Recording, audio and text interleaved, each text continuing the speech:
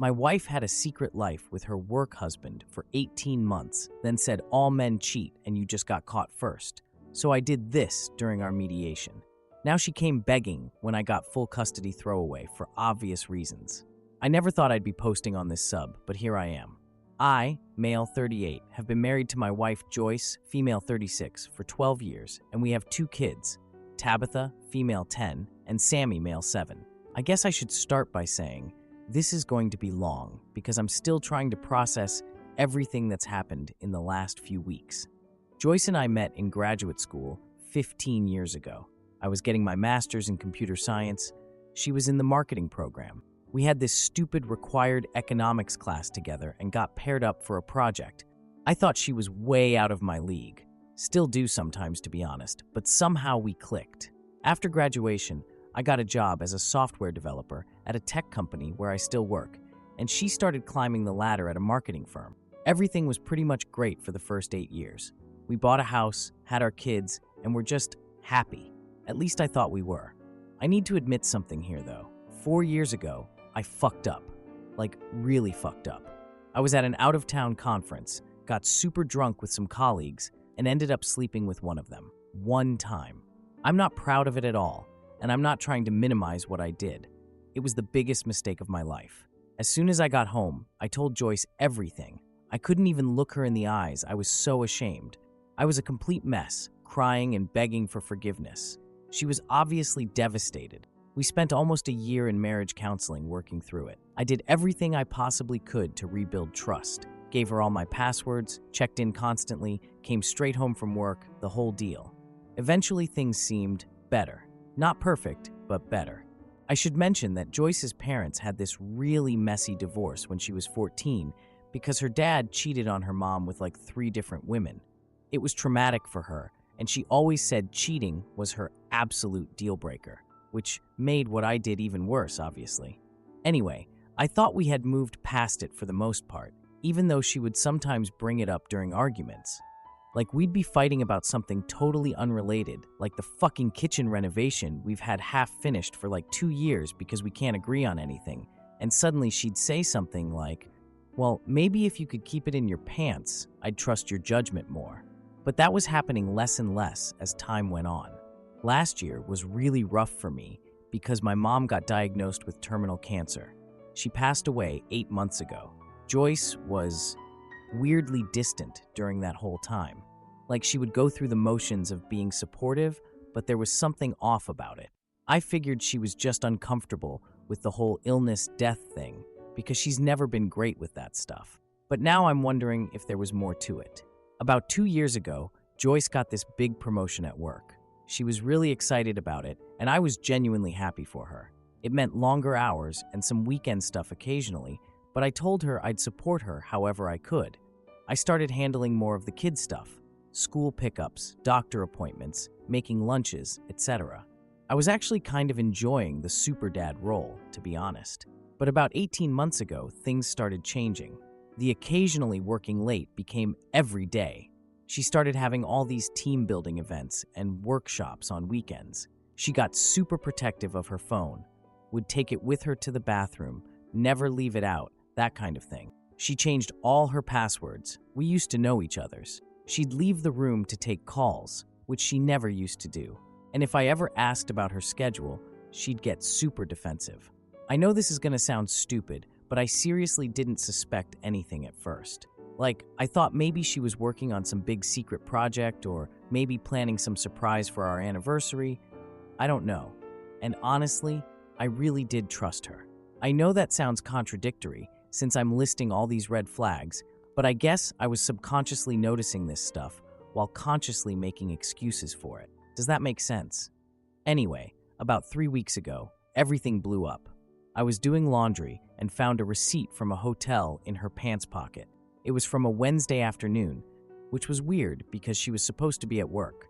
So I checked our joint credit card statement. I know, I shouldn't have snooped, but something felt really off, and found more hotel charges going back months and charges at restaurants I'd never been to with her. I was literally shaking at this point. Her iPad was on the kitchen counter, and it's linked to her iCloud. I hesitated for like 20 minutes because this felt like such a violation, but I finally looked at her messages, and there it all was.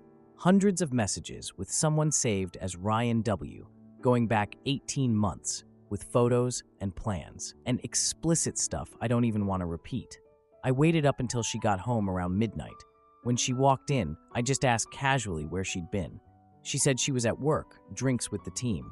And I said something like, "Was Ryan there?" And she got this look on her face like she was trying to figure out what to say next. She tried denying everything at first. Said Ryan was just a work friend. She's mentioned her work husband to me and our friends before, but always like it was a joke. Said the hotels were for when she worked late and needed a nap. Said I was misinterpreting everything. But when I showed her the messages that couldn't possibly be misinterpreted, she just changed.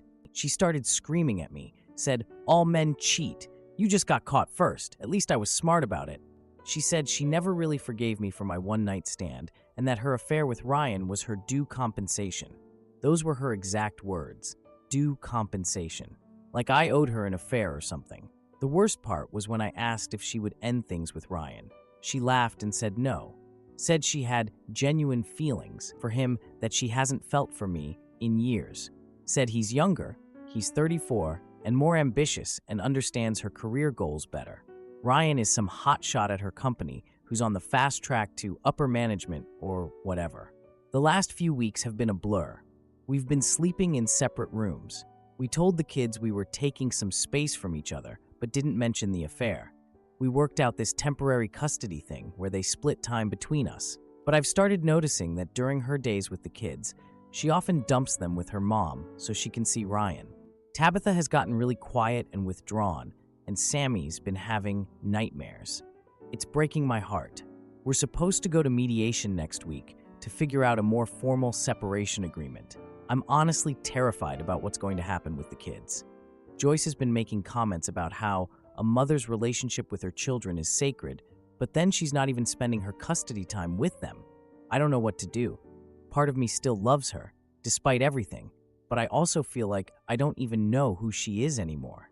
How do you go from seemingly happy marriage to "I haven't had feelings for you in years"? Was our whole life together just fake? I know I'm not innocent in all this. My one-night stand 4 years ago obviously hurt her deeply, but I came clean immediately, did everything I could to make it right, and never even looked at another woman since. She's been carrying on a full-blown relationship with this guy for a year and a half, planning it, lying about it, making me think I was crazy when I noticed things were off. I guess I'm just looking for advice on how to handle the mediation and how to help my kids through this. They're the ones suffering the most, and it kills me. Edit. Holy shit, this blew up overnight. Thanks for all the supportive comments. To answer some common questions. Yes, I've talked to a lawyer. We had our first meeting last week. She said to gather evidence of Joyce's absences during her custody time, so I've been keeping a log. No, Ryan is not married, doesn't have a family as far as I know. He's single and has no kids. Several people asked about Joyce's behavior during my mom's illness. Looking back, I think she was already deep into the affair by then, which probably explains why she seemed so distant and irritated when I needed emotional support. There were nights when I was at the hospital and she wouldn't even answer my calls, saying she was in meetings. God, I was so stupid. Someone asked if there were other signs I missed. Probably a million. The biggest one was that she started going to the gym regularly about 18 months ago. Joyce has never been into fitness the entire time I've known her. She always joked about how she'd rather eat pizza than do a push-up. Looking back, I'm not sure she was even going to a gym at all.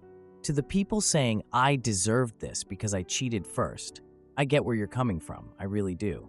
But there's a difference between a drunk one-night stand that I immediately confessed to, followed by a year of therapy and rebuilding trust, versus a calculating 18-month relationship with a coworker involving hundreds of lies. If she couldn't forgive me, she should have just divorced me 4 years ago. Edit 2. Someone asked about the home renovation I mentioned. It's literally been half done for 2 years because we keep arguing about it. We're redoing the kitchen and 2 bathrooms, but we've been living with partially finished rooms because whenever we try to make decisions together, we end up fighting. Half the cabinets are installed, the backsplash is half done. Edit 3. A lot of people are asking why I'm even considering reconciliation. I'm not. At least I don't think I am. But we have kids together, so I'm trying to handle this maturely for their sake. I still care about the person I thought she was, even if that person doesn't exist anymore. Now for the first update. Holy shit, you guys. First of all, thank you so much for all the comments and support on my last post. I honestly wasn't expecting that many responses. I've been reading them all, and you made some really good points about things I hadn't even considered. It's been about 3 weeks since I posted, and everything has completely fallen apart. I don't even know where to start, so I took the advice of several commenters and hired a PI to document what Joyce was doing during her custody time with the kids. I felt weird about it at first, but I'm glad I did. Turns out, Joyce and Ryan have been planning to relocate to Chicago, where his company headquarters is. The PI found evidence that she's been researching schools there and has interviewed at marketing firms in Chicago, all without saying anything to me. She was planning to uproot our kids' entire lives without discussing it with me. My blood pressure is so high that my doctor put me on medication. I'm only 38, and now I'm on blood pressure meds. I've been trying to keep it together around the kids, but it's getting harder. My neighbor Martha keeps bringing over casseroles without me asking. I think she can tell I'm not doing well. The casseroles are terrible, so much mayonnaise, but it's a nice gesture. And it gets worse. I discovered Joyce has been opening secret bank accounts and transferring family money into them for months. I only found out because I was going through our financial records for the mediation and noticed random transfers to accounts I didn't recognize. When I called our bank, they confirmed Joyce had opened separate accounts in just her name. But the worst part is what the kids have been telling me. Tabitha mentioned that Joyce makes them keep special secrets about Ryan staying over. And Sammy told me that Ryan said to him, "I'll be your new dad soon." Both kids also said they spend most of their time with Joyce's mom while Joyce goes out with Ryan, so she fought for custody time she's not even using. I don't understand what's happening to Joyce. Is this some kind of midlife crisis she'll eventually snap out of? The woman I married would never do these things. But then again, I thought the woman I married would never have an 18-month affair either, so what do I know? I'm trying hard not to badmouth Joyce in front of the kids. I know that's important, but I'll admit I lost it once and called her some not great names when Tabitha told me about the special secrets thing. Not my proudest moment. My son Sammy told me something really upsetting when I was driving him home from school. When I asked how his weekend with mom was, he mentioned Ryan was there a lot. When I asked if he liked Ryan, Sammy said Ryan made him feel weird sometimes. When I asked why, he told me Ryan said they might all move far away. Sammy started crying and said he didn't want to leave his school and friends. That's when he told me Ryan had said he'd be Sammy's new dad soon. I managed to keep it together until I dropped him at soccer practice. Then I cried so hard in my car I couldn't drive for a while. Anyway, I started preparing for our mediation session. My lawyer helped me get everything organized. Financial records showing Joyce transferring our money. The PI reports documenting all the time she dumped the kids with her mom. Texts between Joyce and Ryan discussing Chicago. The PI got these. Documentation of all the school stuff and appointments she missed during her time. Notes from the kids' teachers about behavioral changes. The mediation session was intense. The mediator started by explaining how everything would work. Joyce immediately went into victim mode, bringing up my one-night stand from 4 years ago, like it justified everything she's done. When the mediator asked what custody arrangement we each wanted, Joyce said she should have primary custody and I could have every other weekend. I asked her if she was planning to stay in our current school district. She gave a vague answer about considering all options for the children's future. That's when I started presenting my evidence. First, the financial records. She looked really shocked when I showed the secret accounts. Then I showed the Chicago stuff. She tried interrupting, saying she was just exploring possibilities. So I played a recording where she and Ryan were talking about moving the kids to Chicago. She went pale. I presented what the kids had told me, the teacher reports, all of it. She started losing it, saying I was manipulating the kids. Then I played a recording of Joyce telling her mother that the affair was about revenge, not love, that she wanted to hurt me because of what happened 4 years ago. She completely lost it, started screaming that I ruined her life, said I'd never see the kids if she had anything to do with it. The mediator had to call a break because she wouldn't stop yelling. After Joyce's outburst, the mediator recommended the case go straight to court and suggested I get emergency temporary custody, given Joyce's instability and apparent plans to relocate without my consent. The judge granted me temporary full custody, with Joyce getting supervised visitation pending a full hearing. Joyce is furious. She's been telling all our mutual friends that I manipulated the system and turned the kids against her. She told me she's going to make me pay for this. It's like I don't even know who this person is anymore. I'm so worried about the kids.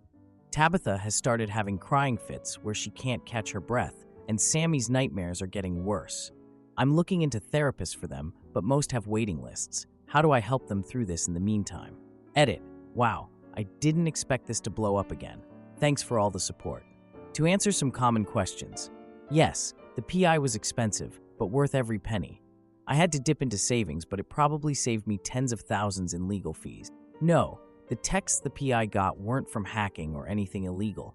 Joyce and Ryan were texting openly at a restaurant, and the PI was able to take photos from a distance. My lawyer made sure everything was obtained legally. For those asking about Joyce's mom, she's always enabled Joyce's behavior. When Joyce told her about my one-night stand 4 years ago, her mom suggested she divorce me immediately, even though we were actively in counseling. Several people asked if I'm still in love with Joyce. Honestly, I don't know. Some days I look at her and feel nothing but disgust. Other days I remember the woman I married and feel sad for what we've lost. But I know I can't go back. Too much has happened. Edit 2. A lot of people are asking about the special secrets Tabitha mentioned. I don't think anything inappropriate happened beyond Ryan staying over. Tabitha said the secrets were things like, "Don't tell Daddy Ryan sleeps in Mommy's bed," and "Don't tell Daddy we're going to move to a new city." Still manipulative and awful, but not abuse from what I can tell. I've asked both kids very carefully about this. Now for the second update. So it's been about 4 months since my last update, and a lot has happened. First, I want to say thank you to everyone who commented with advice and support. Honestly, you guys were my lifeline during the worst weeks of my life. I read every single comment, even if I didn't respond to all of them. I guess I should start with the main update. The court converted my temporary custody arrangement to a permanent one last month. I have primary physical and legal custody of both kids, with Joyce getting supervised visitation that can potentially increase if she keeps showing stability. More on that later. I still can't believe this is my life sometimes.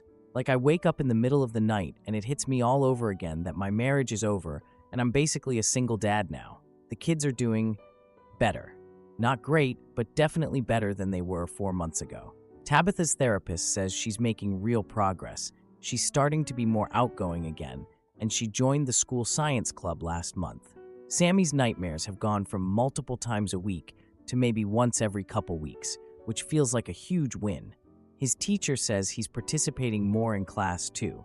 Both kids are seeing the same therapist, different sessions obviously, and she's been amazing. She has this way of explaining complex stuff to kids that just works. I don't know, but I'm grateful. My sister Claire actually moved back to our city to help with the kids. She was living in Seattle for the past 6 years, but got a job offer here and jumped on it. She says it wasn't just for us, but I know better, lol. She's been a huge help, picks the kids up from school 2 days a week and stays for dinner. The kids adore her. I honestly don't know how I would have managed these past few months without her. Oh, and I turned down a promotion at work. My boss called me into his office about 2 months ago and offered me this team lead position that would have meant a 25% raise, but also, travel, at least once a month for 3 to 4 days. And I just couldn't do that to the kids right now. They need stability more than we need the money. My boss was actually super understanding. He went through a divorce when his kids were young too. He said the offer would still be there when things settle down. I finished our home renovation projects with the kids on weekends. They helped pick out tiles and hardware. Sammy insisted on dinosaur-shaped pulls for his bathroom. Tabitha is surprisingly good at grouting. The bathrooms and kitchen are finally done after sitting half-finished for years. I've started taking cooking classes because I was spending too much on takeout. I can make about 5 solid meals now. The kids rate my cooking on a scale of 1 to 10, and last night's chicken thing got an 8 from Tabitha and $1 million from Sammy. My blood pressure is back to normal too. Now for the Joyce stuff. In the beginning, right after the judge gave me temporary custody, Joyce was a mess. She missed like half of her supervised visits in the first month. The supervisor had to document each time she was a no-show or showed up late. The kids would be sitting there waiting, and she just wouldn't come.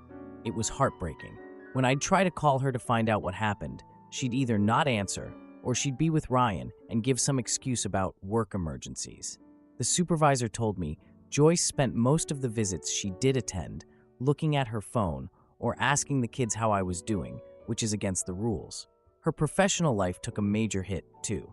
Apparently, the whole Ryan situation blew up at her company after she had that meltdown during our mediation. She was passed over for some big promotion she'd been working toward for like 2 years. From what I heard through mutual friends, her boss basically told her that her personal issues were affecting her work performance and professional judgment. Ryan apparently distanced himself from her pretty quickly after that. Real stand-up guy. Huh. That was sarcasm if it wasn't obvious. I think that's when everything started to sink in for Joyce.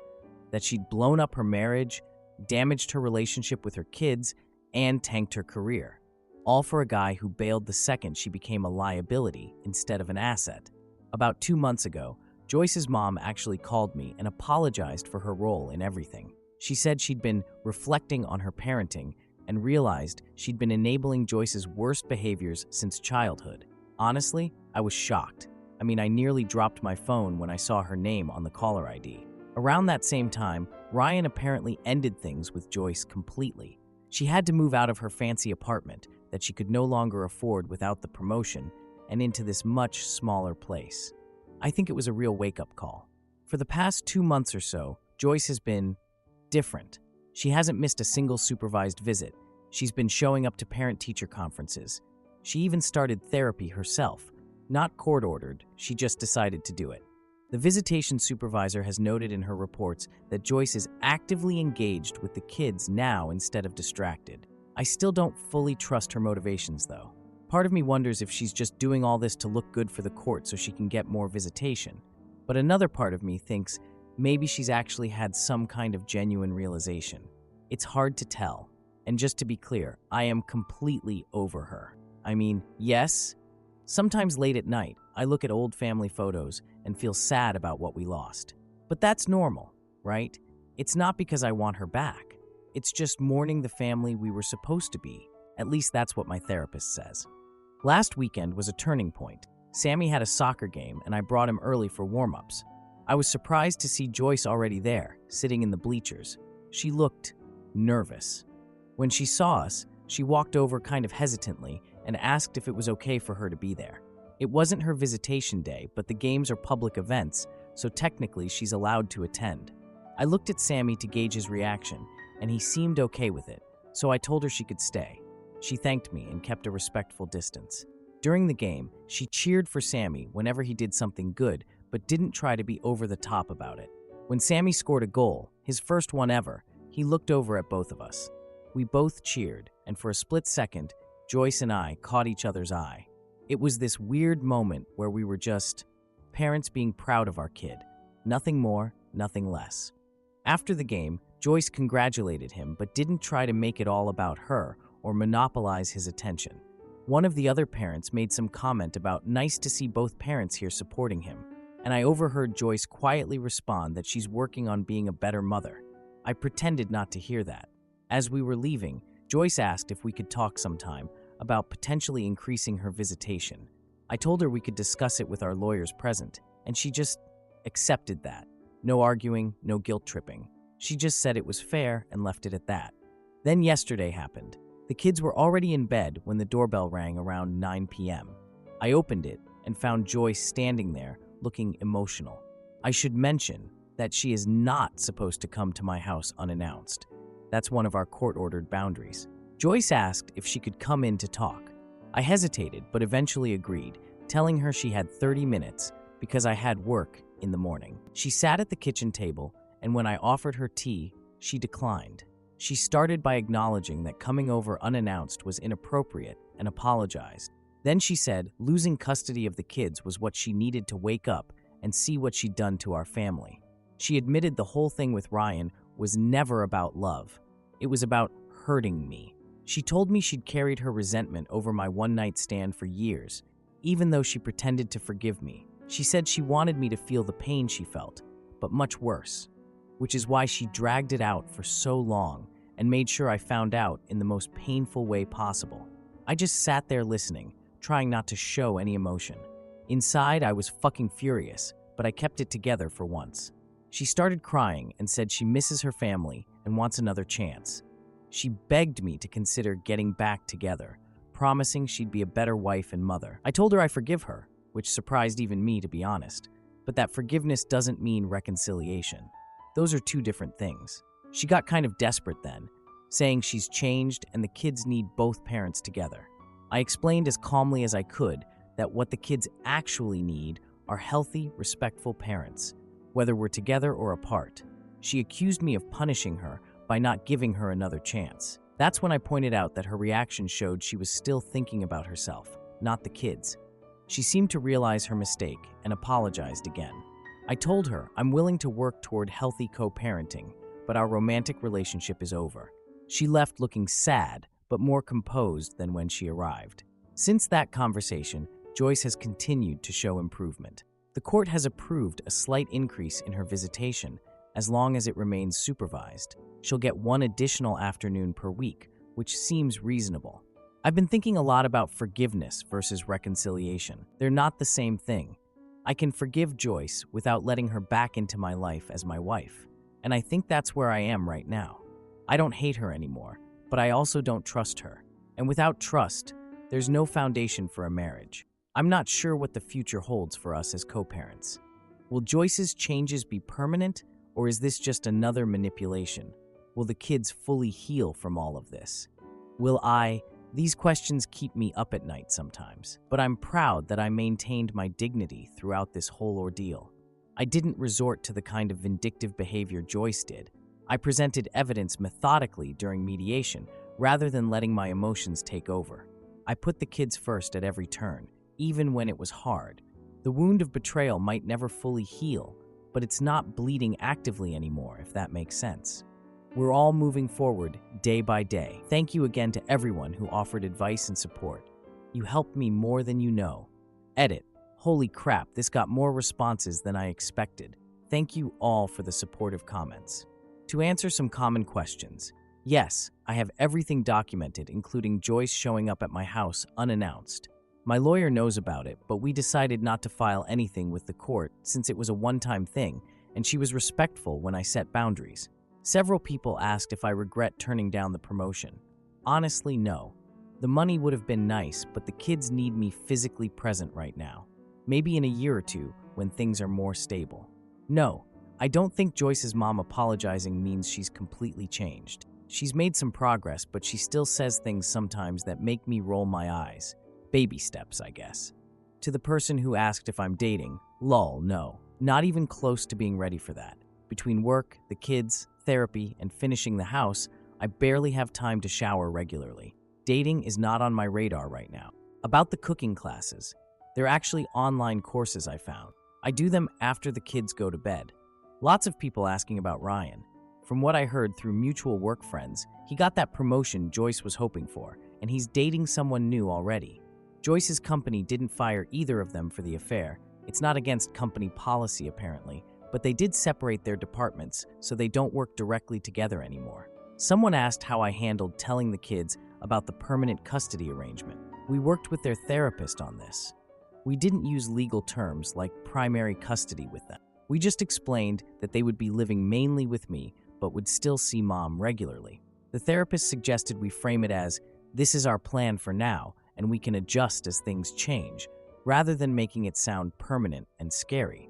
For those suggesting I should have gotten back together with Joyce, I appreciate the perspective, but you're only seeing a snippet of our lives. The calculated nature of her affair, and the fact that she admitted it was specifically designed to hurt me as much as possible. That's not something I can move past. Some betrayals you can work through, but intentional, prolonged cruelty is different from a mistake.